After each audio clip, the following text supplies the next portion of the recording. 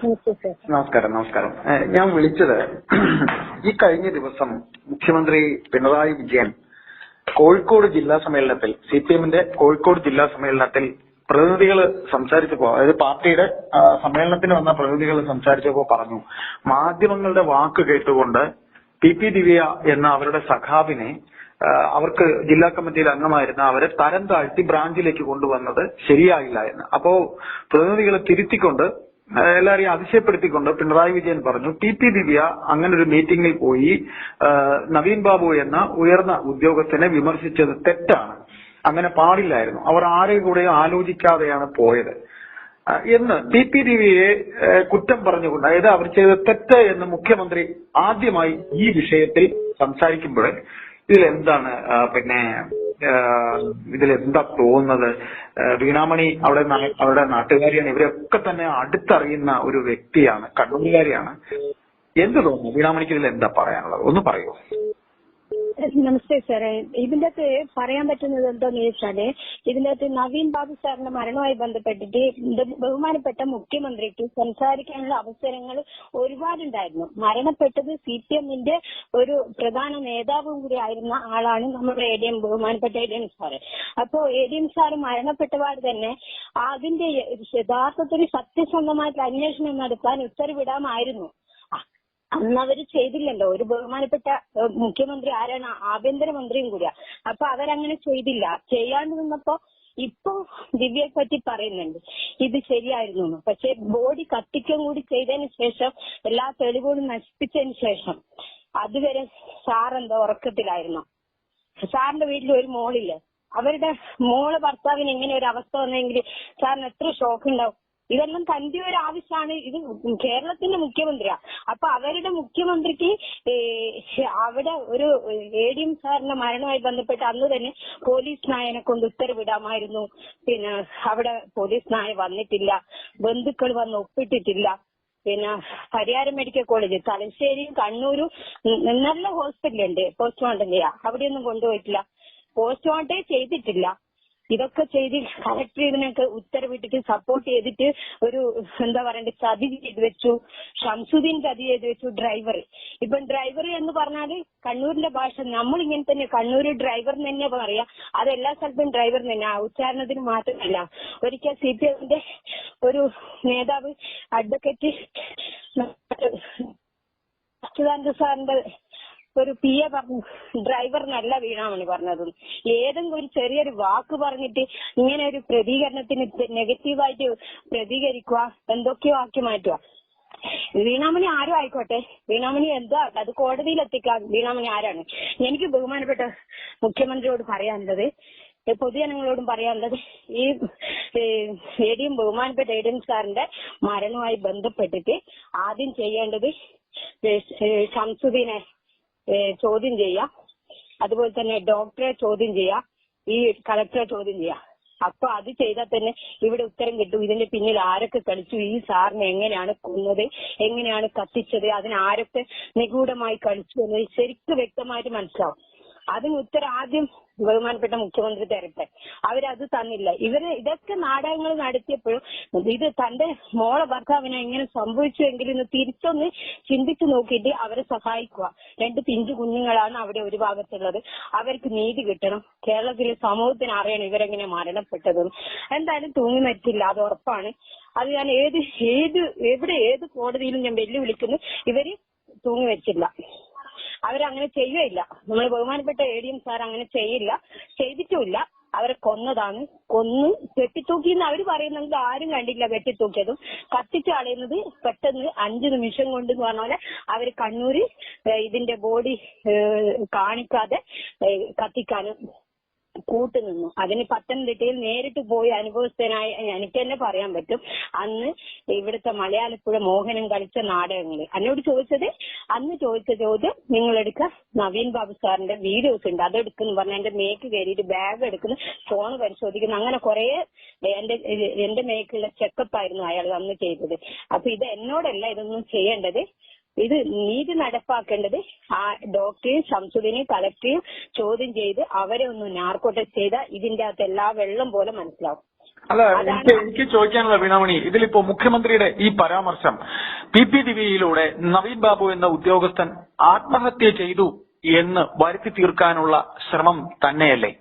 ദിവ്യ അവഹേളിച്ചിട്ട് പിന്നെ ആത്മഹത്യ ചെയ്തു ഒരാളിൽ മാത്രം എത്തിച്ചിക്കാനുള്ളതാണെന്ന് എനിക്ക് തോന്നുന്നത്. കാരണം എന്താന്ന് വെച്ചാൽ കണ്ണൂരിന്റെ ഗൂഢമായ രാഷ്ട്രീയത്തിൽ വെച്ച് നോക്കുമ്പോ അല്ലെങ്കിൽ പിന്നെ എന്തിനാണ് ഞാനീ പറഞ്ഞ പോലെ പോലീസ് നയവും ഇൻക്വസ്റ്റും ഒന്നും നടത്താതെ ഏത് രീതിയിൽ നല്ല രഹസ്യാന്വേഷണങ്ങൾ ഒരുപാടുണ്ടായിരുന്നു. അന്ന് തന്നെ മരണപ്പെട്ട അന്ന് തന്നെ ഒരു ഹിന്ദിക്കാരൻ മരിച്ചാൽ പോലും ഇപ്പം തന്നെ നമുക്ക് ഹിന്ദിക്കാരന്റെ അവിടെ നിൽക്കട്ടെ, ഇവിടെ തിരുവനന്തപുരത്ത് നെയ്യാറ്റിൻകര 80 വയസ്സുള്ള ഒരു വയസ്സം മരിച്ചു. ആ സ്വാമിജി എന്ന് പറഞ്ഞ ആള് മരിച്ചപ്പോ സമാധിയായി എന്ന് പറഞ്ഞിട്ട് ഒരു വിഷയം ഉണ്ടായപ്പോ അവരുടെ മരണമൊക്കെ നന്നായിട്ട് നല്ല രീതിയിൽ പോസ്റ്റ്മോർട്ടം ഒക്കെ ചെയ്തല്ലോ.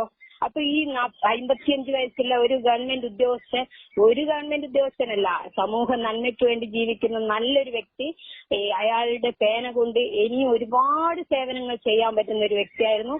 അത് കൊന്നത് തീരെ ശരിയായില്ല. ഇത് CPM-ന്റെ കണ്ണൂരിലെ ലോബി കുറച്ച് ആൾക്കാർ ഇത് ആത്മഹത്യയാക്കി തീർക്കാനുള്ള മുഖ്യമന്ത്രിയുടെ ഒരു ശ്രമം, കണ്ണൂർ ജില്ലാ സെക്രട്ടറിയുടെ മറ്റൊരു ശ്രമം പ്രശാന്തനെ നുണപരിശോധനയ്ക്ക് വിധേയമാക്കട്ടെ.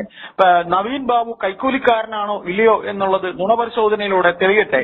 ഭാഗ്യന്തരേണ നവീൻ ബാബു എന്ന ഉദ്യോഗസ്ഥൻ കൈക്കൂലിക്കാരനാക്കാനുള്ള ഒരു ശ്രമം കൂടി MV ജയരാജനും കണ്ണൂർ പാർട്ടിയും ഇപ്പോൾ മുഖ്യമന്ത്രിയുടെയും ഒക്കെ ഒരു നിഗൂഢ ശ്രമം എന്ന് തന്നെ നമുക്ക് പറഞ്ഞുകൂടെ?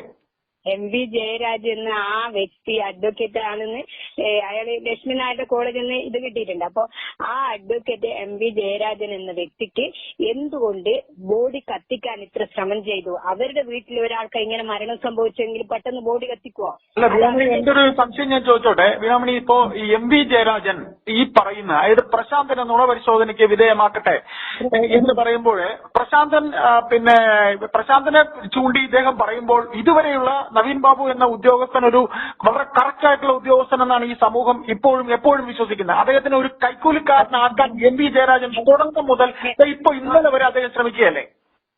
അത് തന്നെയാണ്. അത് ഇപ്പൊ MV ജയരാജൻ അടക്കം അല്ലെങ്കിൽ കുടുങ്ങും. CBI വന്നാൽ രഹസ്യാന്വേഷണം വന്നാൽ നമ്മുടെ കണ്ണൂർ ജില്ലേന്റെ MV ജയരാജൻ അടക്കം കുടുങ്ങും. കാരണം ഇവരുടെ ഫോണുകളൊക്കെ പരിശോധിച്ചാല് ഇവർ കൊന്നതും കെട്ടിത്തൂക്കിയതും കത്തിച്ചതും പെട്ടെന്ന് അവരുടേക്ക് കണ്ണൂരിൽ ഇതിന്റെ പൊതുദർശനത്തിന് വെക്കാണ്ട് അങ്ങോട്ട് പറഞ്ഞു വിട്ടതും ഡോക്ടറെ വിളിച്ചിട്ട് പോസ്റ്റ്മോർട്ടം ചെയ്യേണ്ട ഇതിങ്ങനെ പൊതിഞ്ഞു കെട്ടി കൊടുത്താൽ മതി എന്ന് പറഞ്ഞ എല്ലാ നാടകങ്ങൾ മുഴുവനും MV ജയരാജന്റെ ഫോൺ അടക്കം പരിശോധിച്ചാൽ മനസ്സിലാവും.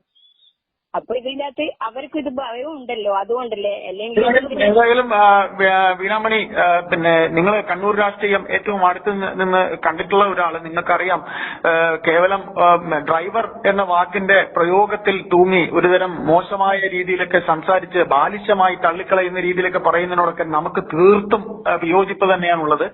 ഏതായാലും ഇതില് ഒരു പക്ക രാഷ്ട്രീയം, കണ്ണൂര് ജില്ലാ സമ്മേളനം നടക്കുന്നതിന് മുമ്പെയുള്ള ഒരു രാഷ്ട്രീയം മുഖ്യമന്ത്രിയും MV ജയരാജനും കൂടെ ചേർന്ന് കളിക്കുന്നു എന്ന് തന്നെ പറയാം അല്ലെ? ഒന്ന് പറഞ്ഞ് നമുക്ക് ഈ സംസാരം അവസാനിപ്പിക്കാം.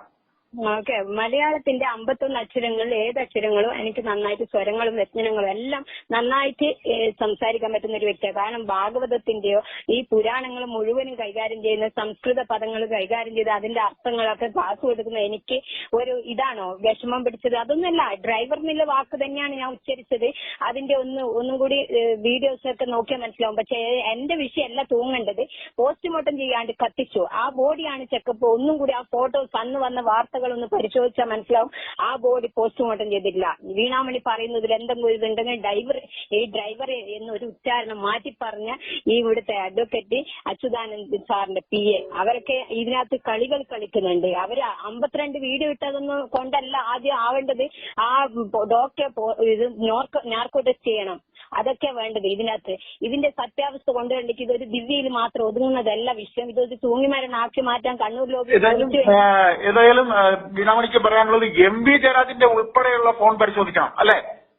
ഉറപ്പായിട്ടും. അതുകൊണ്ടാണ് അയാളാണ് ഇതിനകത്ത് 12 മണിക്ക് പരിയാരത്തുനിന്ന് ബോഡി എടുത്തിട്ട് കൊണ്ടു കൊടുക്കുന്നത്. ഈ താക്കോല് ഇവിടത്തേക്ക് വന്ന ഈ ADM സാറ് ഈ ഫോണുകള് ഇതിനകത്ത് വിളിച്ചു പറയുന്നത് ഞാൻ ട്രെയിൻ കയറി എന്നൊക്കെ പറയുന്നു. പക്ഷെങ്കിൽ ഏതെങ്കിലും ഒരു ഗുണ്ടന്റെ കയ്യിലാണെങ്കിൽ അവർക്ക് വിളിച്ചു പറയുമ്പോ സാറിന്റെ വൈഫിനോട് ശരിക്കും സംസാരിക്കാൻ പറ്റുമോ സാറേ?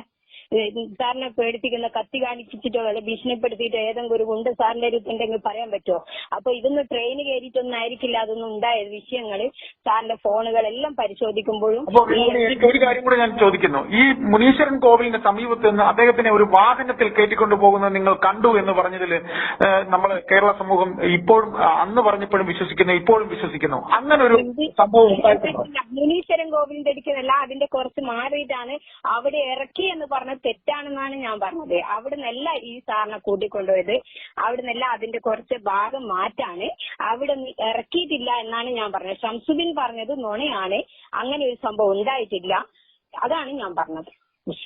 ഏതായാലും മുഖ്യമന്ത്രിയുടെ കഴിഞ്ഞ ദിവസത്തെ ഒരു അടവ്, എം.വി. ജയരാജന്റെ നുണപരിശോധന പറച്ചിൽ, ഞങ്ങള് തുടർന്നും സംശയം ഉണ്ടാകുകയാണെങ്കിൽ വീണാമണിയെ ഒന്ന് വിളിച്ചോട്ടെ?